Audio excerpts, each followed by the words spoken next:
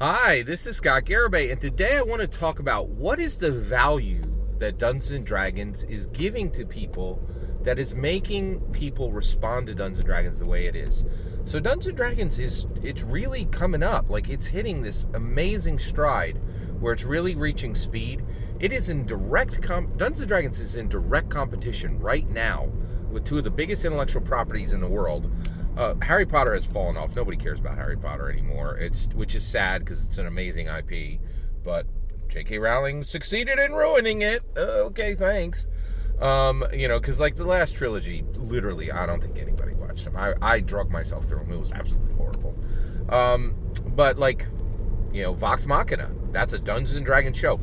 Matthew Mercer can tell himself that it's not, and anybody who's ignorant of Dungeons and Dragons can tell themselves that it's not. But that's a Dungeons and Dragons show. Thank you very much. All right, and that is in direct competition with Rings of Power and with House of the Dragon for best fantasy show on television. It's losing that match right now. Dungeons and Dragons Honor Among Thieves and the new Dungeons and Dragons television show are going to try to put Dungeons & Dragons on the top of the fantasy IP stack, which is a multi-billion-dollar stack, right? Rings of Power and House of the Dragon, I think Dungeons & Dragons can easily surpass them, and we have the swings that are going to allow us to see that, right? But right now, Dungeons & Dragons is attracting the most charismatic, confident, intelligent people in the world, period. End of sentence. Okay? Screenwriters, super high-end knowledge workers, just people with money. Like it is a filter for the most charismatic, confident, intelligent people in the world. Why is it drawing people?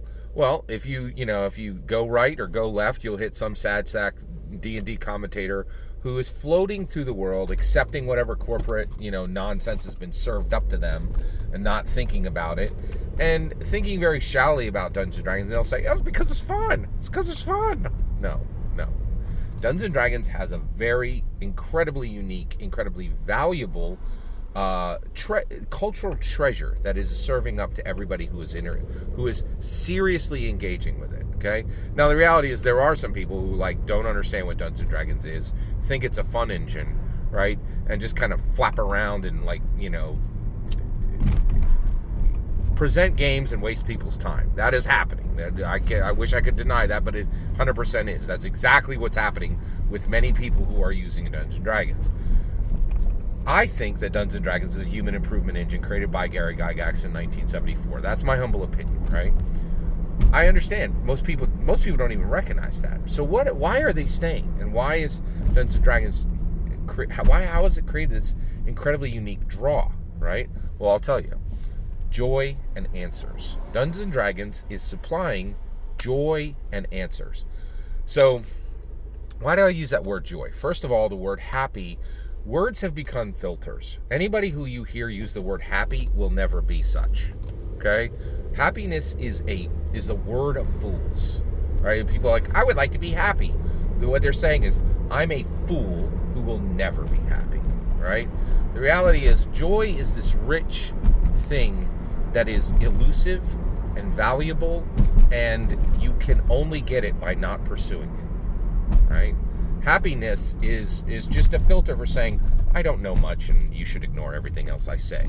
Don't ever listen to people who use the word happy. It is a cry to the sky that they fundamentally do not understand life, okay? So it provides joy, powerful joy, in ways that are not even remotely understood by most dungeon masters and the players. It supplies incredibly powerful joy, and it supplies answers to players, Dungeons and Dragons players, answers to dungeon masters for really critical life situations, which can be modeled in Dungeons and Dragons without risk, in a winsome way, right? And that people who don't play Dungeons and Dragons have no ability to model for free, without risk, in a winsome way, right?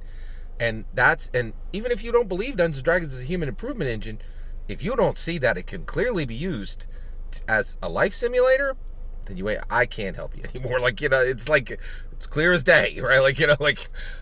So the reality is, and many people have seen this and are starting to use Dungeons and Dragons in ways well beyond fun, This is no longer debatable. There are a lot of people who are coming saying, "Oh yeah, I'm going to use Dungeons and Dragons for X, X, and X," and nothing on that list is fun, right?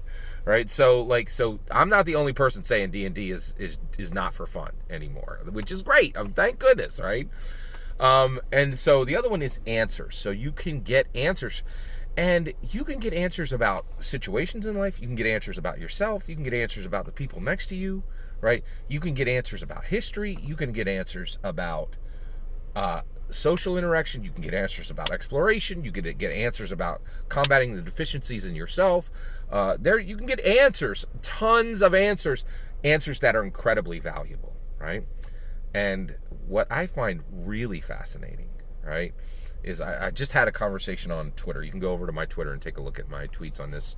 And this guy was like, "Oh, just a reminder, your dungeon master is not your therapist." And I was like, "Why do you think you need to remind people of that?" It's because they're showing they're expecting what therapy delivers, right? They're expecting what therapy promises but cannot deliver. Okay? And what therapy has been promising is joy and answers. But what therapy actually provides, right, is sorrow and questions. But Dungeons and Dragons, I used to think, oh, Dungeons and Dragons can replace psychology. I don't need to think that anymore. Psychology has shown the whole world that it's useless. The people who use it most, which is Hollywood, absolutely hate it and depict psychology as a pure evil activity, right? In virtually every show they produce, right? They're like, oh yeah, psychology ain't gonna do a single thing for you, right? And you could see it. Like, I give you 100 different examples, and they use it most, right? So the reality is, Dungeons and Dragons has far transcended psychology. Psychology is a useless activity used by people who think they're broken, right? But the reality is, Dungeons and Dragons can produce joy and can produce answers, and that's why it's going bonkers, right? That's why every company in the world that has every company on earth that has multiple worlds wants to attach their product physically to Dungeons and Dragons, right? Lego, Funko Pop, Magic the Gathering, Plim, Funko Pop, Lego, Yahtzee, right? And Kid Robot, and used to be Creo.